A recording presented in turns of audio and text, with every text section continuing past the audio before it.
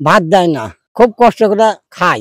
3টা মেয়ে 11 জন, তারা কেউই ভাত দেয় না। তারপরে এরা যখন দেয় না, এই গাছের পাতা বেশি, কলা বেশি। আসমানীদের দেখতে যদি তোমরা সবে চাও, রহিম উদ্দিনের ছোট্ট বাড়ি রসুলপুরে যাও।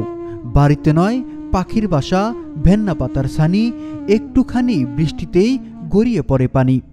এই কবিতার লাইনগুলো যেন মিলে গেছে নওগাঁ জেলার মান্দা উপজেলার লক্ষ্মীরামপুর গ্রামের 130 বছর বয়সী বৃদ্ধ তোফের আলীর জীবনের বাস্তবতার সঙ্গে। মাত্র 4 ফিট বাই 6 ফিট জায়গার একটি ভাঙা টিনের ছাউনি ও বেড়ার ঘরে ইঁদুর, বিড়াল, ব্যাঙের সঙ্গে বসবাস করছেন জীবনের লড়াকু সৈনিক তোফের আলী।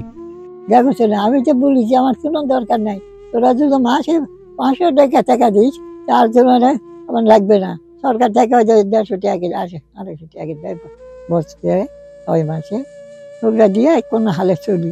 এখন তার মধ্যে এরা যখন দেয় না, এতে গাছের পাতা বেশি, কলা বেশি, এটা ওটা বেচা কিনা, হয়তো এই বাঁশ আছে একটু, বাঁশের দুটা বেশি, বেচা কোনো হালে আল্লাহ চালায়।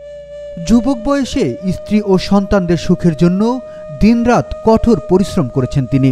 নিজের রক্ত পানি করে লালন পালন করেছেন 11 জন সন্তানকে, 3 কন্যা ও 8 পুত্র।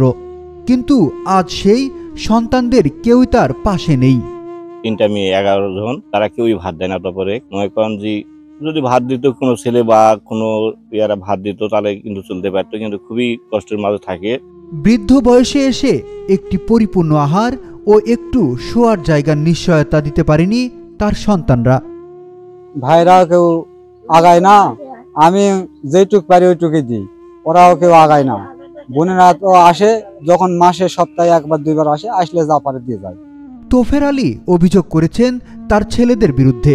জীবনের এই শেষ বয়সে বেঁচে থাকার ন্যূনতম অধিকার, একটু খাবার ও আশ্রয়ের দাবিতে। এমনকি তিনি অভিমানে মামলা পর্যন্ত করেছেন সন্তানদের বিরুদ্ধে, শুধুমাত্র 3 বেলা খাবারের নিশ্চয়তার জন্য। তবুও ভাগ্য বদলায়নি তোফের আলীর। আজও তিনি দিন কাটাচ্ছেন কোনো মতো, কখনো না খেয়ে, কখনো অল্প কিছু খেয়ে।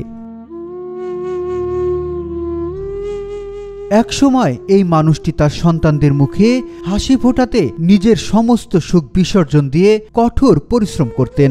অথচ আজ যখন তার প্রয়োজন একটু যত্ন, একটু স্নেহ, তখন নিজের ঘরেই পরবাসী তিনি।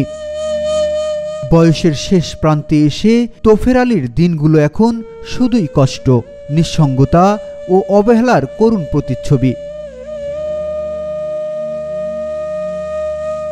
প্রশ্ন উঠেছে, মানুষ কি সত্যিই এমন হয়? স্থানীয়দের দাবি, তোফের আলীর মতো একজন প্রবীণ যেন অন্তত 2 বেলা 2 মুঠো ভাত ও মাথা গোজার একটু আশ্রয় পান। এটাই এখন সবার প্রত্যাশা।